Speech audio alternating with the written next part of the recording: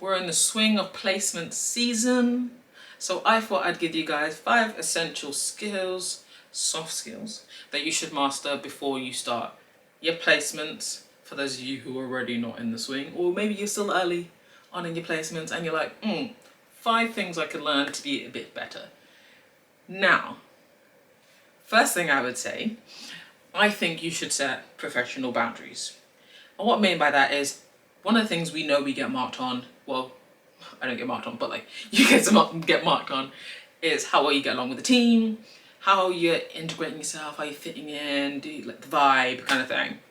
Now, you want to be friendly, but we're not friends in that case, you know what I mean? That's what you want to think, like we're friendly, but you're not friends. Me and you are friends, but we're not friends.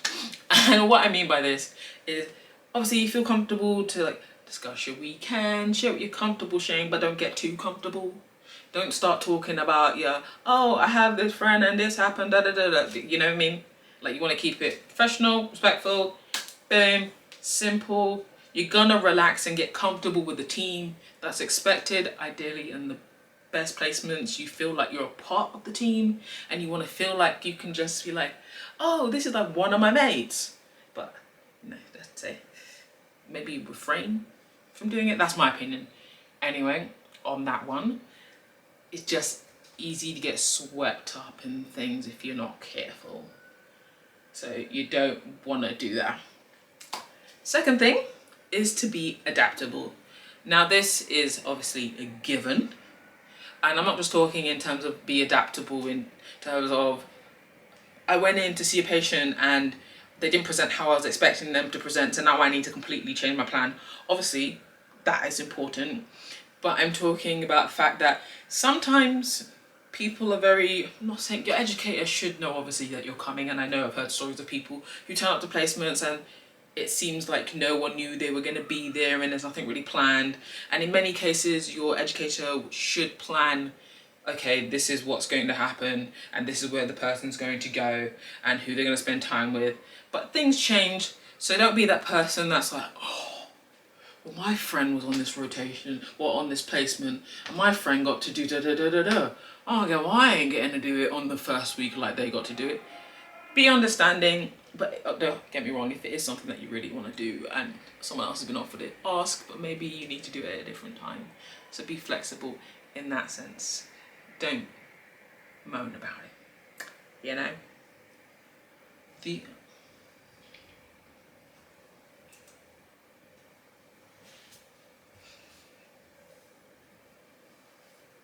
Now, I know I said, no. Number 3, your time management. Yes, you heard me. You want to turn up on time to your placement. That's your normal soft skill, of course. Standard, looks professional, turning up on time, dressed, ready to start the job.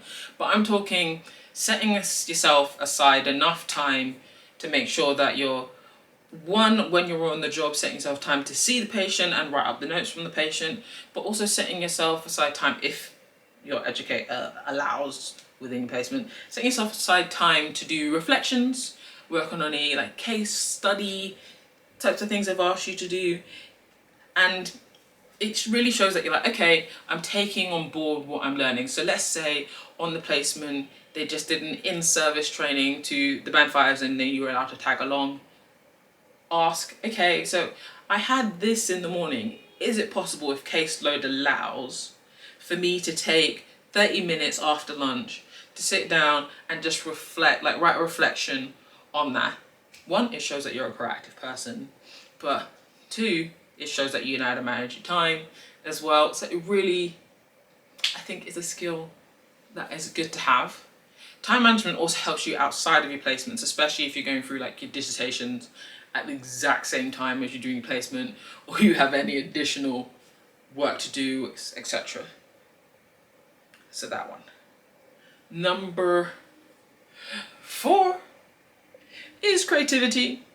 Now, creativity, you're like, what do you mean? Why do I need creative skills on my placement? Well, what I mean by creativity is, in many cases, people get their students to tend to be the person who runs the group classes, tends to be the person, once you've done a few placements, they may say, hey, take the lead on this, not just classes, but like take the lead on treating the patient.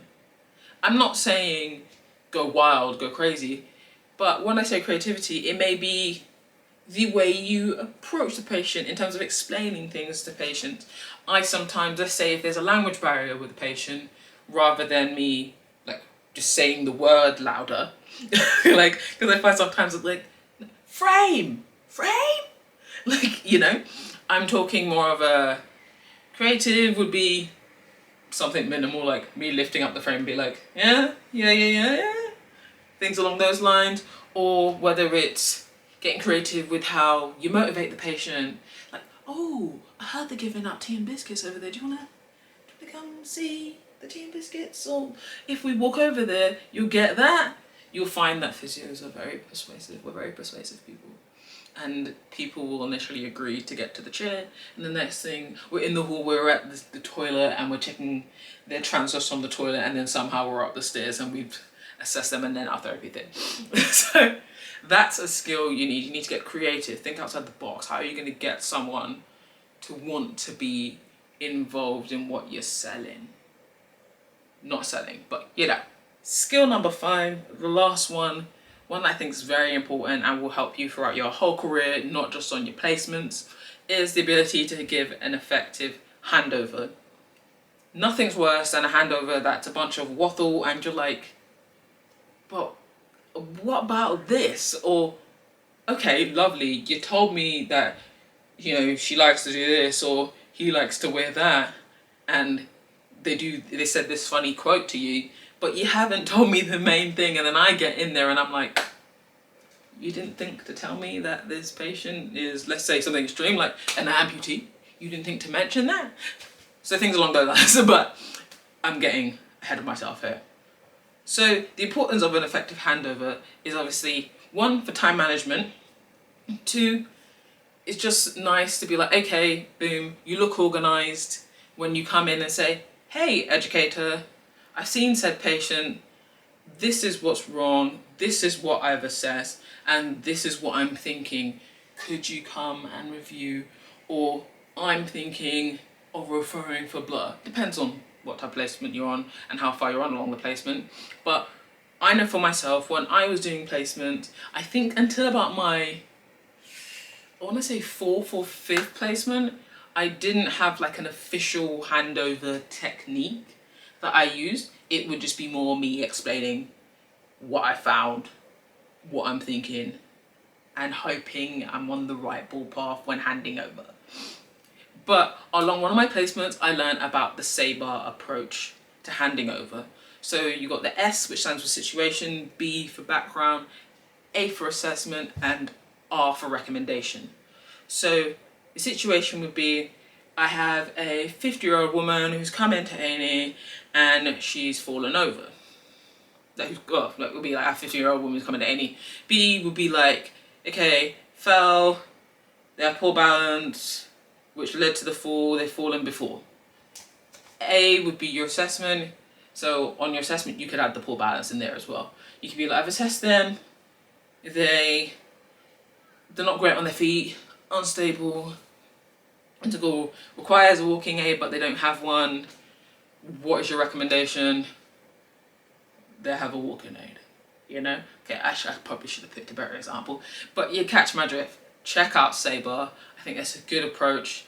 And also I find when students come in and they're able to provide me with a very confident handover, I really believe what they're saying. Versus if someone came up to me and was like, I saw someone and I think they're like this and it may be beneficial if we do this. I'm like, give yourself some confidence because you know more than you're giving yourself credit for. But those are my 5 essential soft skills that I think that you would benefit from mastering before you start your placement, or even just incorporating them in your placement if you're already on placement. But yeah, let me know how your placements are in the comments. Let me know if you like videos with me standing up.